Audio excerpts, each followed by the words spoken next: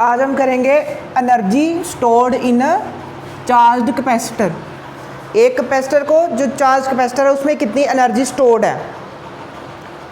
तो पहली बात तो अगर ये एक कैपेसिटर है तो जब इसको चार्ज करने का मतलब है यहाँ पे सपोज अगर प्लस क्यू चार्ज आ गया और यहाँ पे माइनस क्यू चार्ज आ गया, यानी चार्जेस को there is a separation of charges. Charge को सपोज इलेक्ट्रॉन्स को माइनस इस प्लेट से फर्स्ट प्लेट से हम सेकंड प्लेट की ओर लेके गए हैं, जिसके कारण फर्स्ट प्लेट पे प्लस क्यू चार्ज आ गया और सेकंड प्लेट पे माइनस क्यू चार्ज आ गया। जब हमने इलेक्ट्रॉन को लेके जाना है प्लेट 1 टू प्लेट 2 या सेपरेशन ऑफ चार्ज को करना है बिटवीन प्लेट 1 एंड प्लेट 2, तो हमें वर्क करना पड़ेगा। अपने आप तो जाएगा नहीं इलेक्ट्रॉन, हमको फोर्स लगानी पड़ेगी, और जब फोर्स लगाई तो इलेक्ट्रॉन मूव करके दूसरी प्लेट पे चला गया, यानी फोर्स भी लगाई और मोशन भी हुआ, तो यानी कि वर्क डन हुआ है। जब वर्क डन हुआ है तो ये वर्क डन, अगर किसी चीज़ पे हम वर्क डन करते हैं तो उसकी एनर्जी इंक्रीज हो जाती है। जैसे अगर स्प्रिंग को खींचेंगे तो उसमें पोटेंशियल एनर्जी आ जाएगी। इसी तरह से अगर यहाँ पे अगर हम इलेक्ट्रॉन को मूव कर रहे हैं first plate to second plate, तो यहाँ पे भी जो है वो इसमें पोटेंशियल एनर्जी आ जाएगी, क्योंकि जब हम इसको रिलीज़ करेंगे तो डिस्चार्ज करेंगे तो सारा का सारा इलेक्ट्रॉन जो है नेगेटिव चार्ज वो कैसे वो इस तरह से मूव करना शुरू कर देगा। अगर हम इसको कंबाइन कर दें तो हमने बैटरी तो लगाई ही नहीं। जब तो बैटरी लगी हो तो वर्क डन बाय बैटरी होता है। जब वर्क डन बाय बैटरी है तो बैटरी जो है वो डिस्चार्ज होती है, और बैटरी ने वर्क किया तो उसकी एनर्जी कम हो जाती है और एक टाइम के बाद सेल ख़त्म हो जाता है। लेकिन यहाँ पे बैटरी नहीं लगाएंगे, अगर इसको चार्ज किया हुआ है सिर्फ इसको कनेक्ट कर देंगे तो अपने आप जो है वो यहाँ से यहाँ इलेक्ट्रॉन वापस आ जाएंगी, और जो प्लेट्स है दोनों वो वापस से फिर से जो है न्यूट्रल हो जाएंगी। इसका मतलब डिस्चार्ज हो गया कैपेसिटर। और इस जब डिस्चार्ज होगा तो यहाँ पे करंट भी फ्लो करेगा जब डिस्चार्ज हो रहा है कुछ सेकंड के लिए। तो इसका मतलब कि उसमें एनर्जी थी, और वो एनर्जी कहाँ से आई, जो हमने वर्क डन किया। अब हम कैलकुलेट करेंगे कि कितना वर्क डन किया यहाँ से यहाँ लेके जाने में, और वही वर्क डन है वो वर्क डन हमारा क्या है, potential energy of the capacitor. Potential energy आएगी। सपोज हमने जो है यहाँ से इस वक्त इसका जो पोटेंशियल डिफरेंस है वो V डैश्ड है, और हमने यहाँ से जो है चार्ज को D के चार्ज को शिफ्ट किया, क्योंकि जब स्मॉल वर्क डन निकालेंगे हम, क्योंकि धीरे धीरे चार्ज को लेके जा रहे हैं, तो D के चार्ज को लेके गए तो वर्क डन किसकी इक्वल है, work done is equal to है पोटेंशियल इनटू चार्ज ट्रांसफर्ड। वो कैसे, क्योंकि हमें पता पोटेंशियल क्या है, work done per unit charge, यही तो पोटेंशियल है।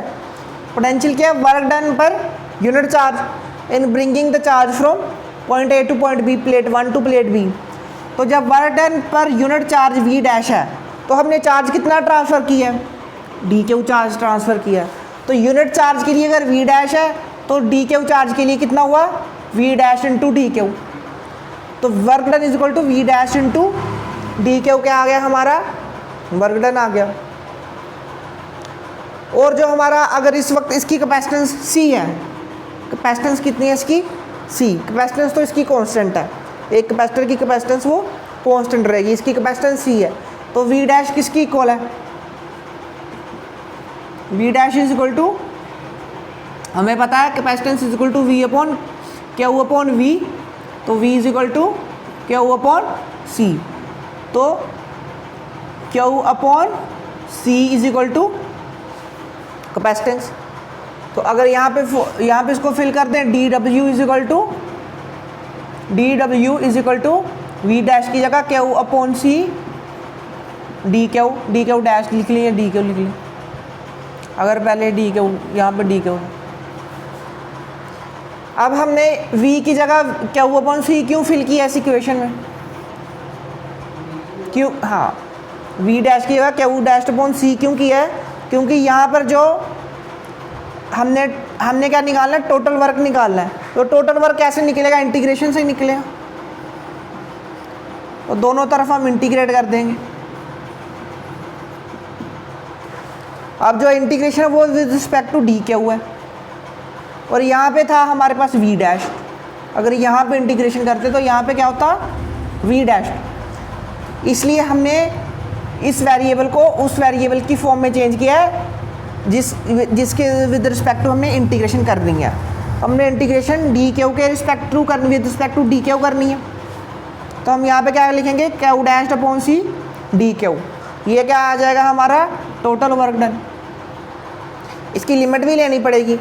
तो लिमिट कैसे, लिमिट क्या है चार्ज की, चार्ज की लिमिट है कि जब उस पर कोई चार्ज नहीं था, ज़ीरो इनिशियल, तो वो क्या, इनिशियल उस पर कोई चार्ज नहीं है कैपेसिटर पे, और फाइनल उस पर चार्ज आ गया क्यू। तो हमारी लिमिट क्या हो गई क्यू की, कि पहले चार्ज, यही लिमिट यही है ना, इनिशियल और final value of this variable. तो ये वेरिएबल चार्ज है, इसकी इनिशियल वैल्यू है 0 जब कैपेसिटर चार्ज नहीं था, और फाइनली हमने इसको टोटल क्यू चार्ज दे दिया 0 टू क्यू, इसकी लिमिट हो गई। तो वर्क डन कितना हो गया, 1/c और integration of Q dash D W from 0 to Q, ये हमारा वर्क डन हो गया। और हमें पता है कि x की इंटीग्रेशन, अगर x की इंटीग्रेशन यहाँ पे क्या आ जाएगा डी क्यू, हमें पता है x की integration with respect to D X क्या होता है, एक्स स्क्वायर अपॉन 2, यही इंटीग्रेशन का फॉर्मूला। अगर x की पावर n की इंटीग्रेशन करें तो उसका क्या फॉर्मूला है, x raised power n+1 divide by n+1। तो इसी तरह से यहाँ से कर देंगे, क्यू डैश की इंटीग्रेशन करनी है तो यहाँ पे क्या आ जाएगा, Q dash square divide bye 2 आ जाएगा, और इसकी लिमिट क्या लेंगे 0 टू क्यू। जब 0 टू क्यू इसकी लिमिट लेंगे तो हमारे पास वर्क डन कितना आ जाएगा, 1/c, और हमारे पास आ जाएगा upper limit minus lower limit. Upper limit क्या है क्यू/2 माइनस लोअर लिमिट 0/2। ये क्या आ जाएगा हमारा क्यू/2 1/c, यही आ गया। इसका मतलब हमारा वर्क डन कितना हुआ, work done is equal to half क्यू/c। ये क्या आ गया हमारा, ये हमारा आ गया वर्क डन आ गया। अब जब ये हमारा वर्क डन आ गया, इसी के बाद अगर हम यहाँ पे क्यू को क्या फिल करते हैं, क्यू इज इक्वल टू, यहाँ पे हमने C is equal to q upon V, तो q is equal to C V. तो क्यू की जगह सी वी पुट करते हैं तो यहाँ पे क्या आएगा,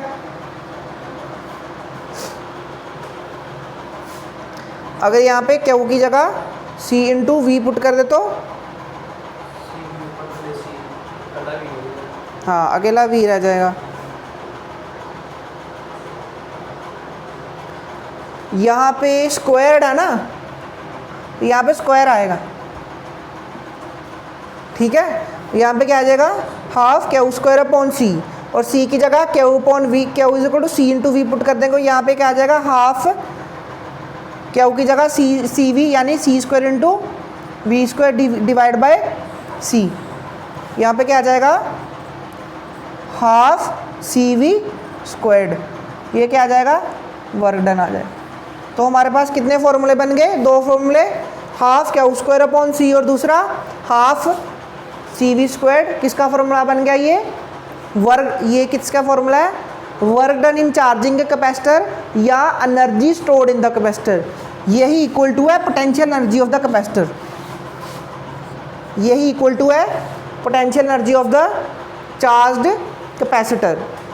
अब इसके बाद एक चीज़ और है कि ये तो था एनर्जी ऑफ वन कैपेसिटर। अगर एक से ज़्यादा कैपेसिटर्स हों, अगर हमारे पास एक से ज़्यादा कैपेसिटर हों तो उस केस में हम क्या करेंगे,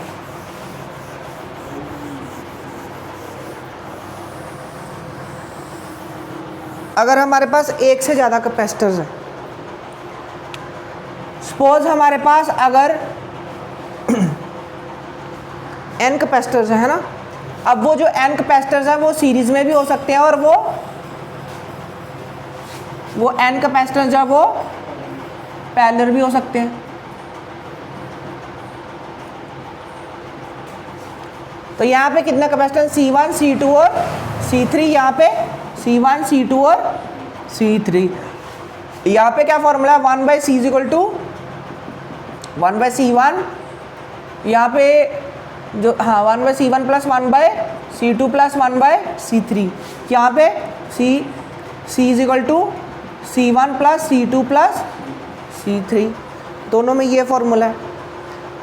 अब सबसे पहले अगर हम सीरीज़ वाले में देखें तो सीरीज़ वाले में हमारे पास वर्क डन कितना है, ए के लिए वर्क डन कितना है, total work done half Q square upon C है। टोटल वर्क डन कितना है, half Q square upon C. और यहाँ पे जो है इसमें टोटल वर्क डन कितना है, हाफ, यहाँ पे अगर ये फॉर्मूला है हाफ सी वी स्क्वायर्ड, अगर ये फॉर्मूला लगाएं तो फिर अगर n कैपेसिटर्स हैं तो ये कितना बन जाएगा, हाफ यहाँ पे वी स्क्वायर इंटू सी किसके इक्वल है, C1 plus C2 plus C3, इसी के इक्वल है C। इसका मतलब यहाँ पे वर्क डन किसकी इक्वल हो गया, half C1 V square plus half C2 V square plus half C3 V square, यानी total energy stored in the capacitor या टोटल वर्क डन या total energy is equal to ये कितना, ये first में एनर्जी है, ये सेकंड में है और ये थर्ड में है, हाफ C1 वी स्क्वायर, यानी U is equal to U1 plus U2 plus U3। मतलब अगर n कैपेसिटर्स हों तो यहाँ पे क्या हो जाएगा, उनकी टोटल एनर्जी क्या होगा, सिंपली सम हो जाएगा टोटल एनर्जी का। उसी तरह से जो हमारा कैपेसिटर्स इन सीरीज़ है, तो सीरीज़ इन कैपेसिटर्स में सेम कॉमन क्या चीज़ है कि तीनों सभी पे चार्ज कितना है, सभी पे क्या चार्ज है, सभी पे क्या चार्ज है। इसका मतलब इस पे वर्क डन फर्स्ट के लिए देखें तो यहाँ पे कितना है, half Q upon half Q square upon C1। Second का वर्क डन कितना है, half Q square upon C2। और थर्ड का वर्क डन, थर्ड की पोटेंशियल एनर्जी कितनी है, half Q square upon C3। First पे half Q square upon C1, second पे half Q square upon C3 और थर्ड पे हाफ क्यू स्क्वायर अपॉन,